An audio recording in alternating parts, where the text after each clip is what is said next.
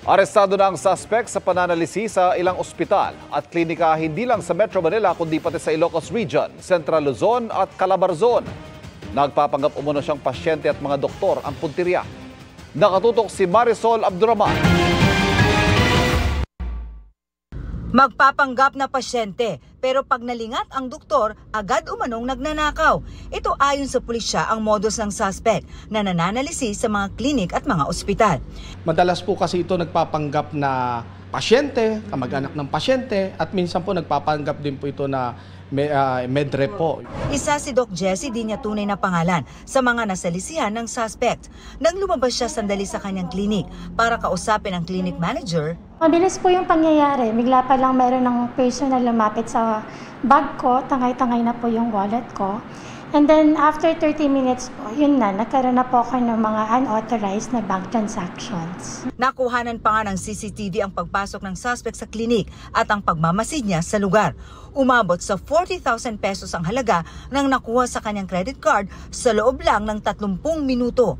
Hindi nga po kasi aakalain kasi nga, matanda, maayos yung pananamit. So parang hindi mo siya pag-iisipan na may masamang gagawin.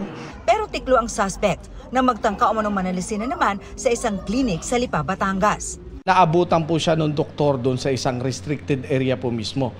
Doon sa clinic po, sa ospital po ng Lipa Medics.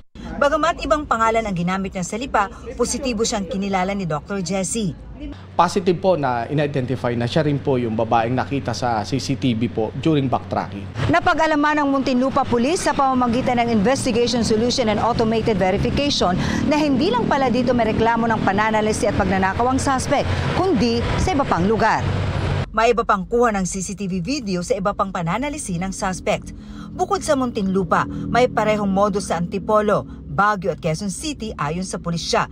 Ayon naman sa abogado ng biktima. Meron din tayo sa Batangas, meron din tayo sa Pangasinan, Tarlac. Umaabot na umano sa 4 na po ang mga doktor na biktima ng ganitong modus sa nakaraang 3 taon mula pa noong pandemya. Similarly, ang mga nangyari sa kanila was they're on duty, no? Nasa hospital sila or nasa clinic. And then while they are attending to their patients, merong isang di umanong babae na pumapasok doon at kinuha ang kanilang gamit. Hindi po rin natin mamimenos na may mga kasama siya. Kasi sa ganitong mga gawain po, usually po talagang mahirap or pinag-aaralan talaga. Apila naman ng abogado sa mga merchant at bangko ng mga biktima. Have also the compassion and to help also these doctors na ma-refund sa kanila itong mga unauthorized transactions na ito.